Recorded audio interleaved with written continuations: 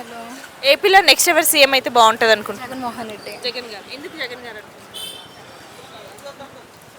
ఎందుకంటే ఆయన డెవలప్ ఆయన చేస్తున్నాడు. ఆయన చాలా పథకాలు ప్రొవైడ్ చేశాడు. ఏంటి లైక్ చేయూత, పింఛన్ల ఇంక్రిమెంట్, తర్వాత అమ్మఒడి, జగనన్న విద్యా దీవెన అండ్ వైఎస్ఆర్ కాపు నేస్తం, అట్లాంటి మళ్ళీ చాలా పథకాలు పెట్టాడు. అదిగాక ముఖ్యంగా ఎంతోమంది ఎంప్లాయ్మెంట్ లేని వాళ్ళకి వాలంటీర్స్కి పెట్టాడు. చాలామందికి ఇవి సచివాలయంలో జాబ్స్ ఇచ్చాడు. 1,00,000 అండ్ అబోవ్ మెంబర్స్కి ఇచ్చాడు.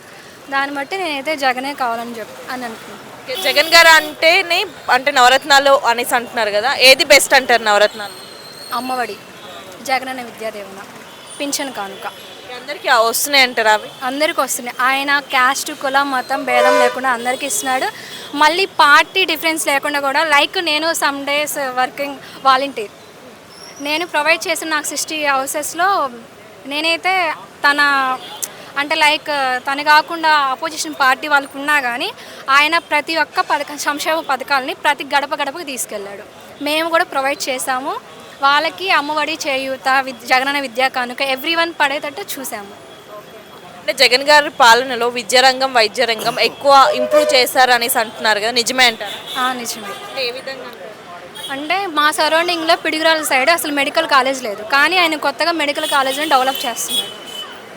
స్కూల్స్లలో స్కూల్ పిల్లలకి ట్యాబ్స్ కూడా ఇస్తున్నాడు. అంటే అంతకుముందు మేము చదివేటప్పుడు నేను ఇంగ్లీష్ మీడియం సైడ్ చదివాను, ప్రైవేట్ స్కూల్స్. కానీ ఇప్పుడు పబ్లిక్ స్కూల్స్ అయినా ఎలా చేస్తున్నాడంటే దానికంటే ఇదే బాగుంది అన్నట్లు బాగా మోడిఫై చేయడము. వాష్రూమ్స్ అయినా కానీ, అక్కడ పెయింట్స్ వేయడమైనా కానీ, చదువు విషయంలో అయినా కానీ ప్రతి గవర్నమెంట్ ఎంప్లాయీ ఖచ్చితంగా వాళ్ళ పిల్లల్ని గవర్నమెంట్ స్కూల్లోనే చదివేయాలని కండిషన్ కూడా ప్రొవైడ్ చేస్తానని పెడతానని చెప్పాడు.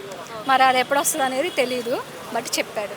మరి జగన్ గారు సింగిల్గా వస్తున్నారు, మిగతా పార్టీలు కలిసి వస్తున్నాయి కదా, దాన్ని మీరు ఎలా భావిస్తారు? సింహం సింగిల్గా వస్తుంది, తన ధైర్యం వాలంటీర్స్, సచివాలయ ఎంప్లాయీస్ అండ్ తను ప్రొవైడ్ చేసిన పథకాలు, సంక్షేమ పథకాలు, నవరత్నాలు అవి. మరి చంద్రబాబు నాయుడు గారు, జగన్ గారు, పవన్ కళ్యాణ్ గారు, ఈ ముగ్గురిట్లో జనాలను ఎవరిని నమ్ముతారు? నేను ఐ థింక్ ఇవన్నీ ప్రొవైడ్ చేశాక జగనే అనుకుంటున్నాను. సో ముగ్గురిట్లో ఒక్కరు సీఎం అంటే జగనే. వాళ్ళు కలిసి వస్తున్నాడు, జగన్ సింగిల్గా వస్తున్నాడు.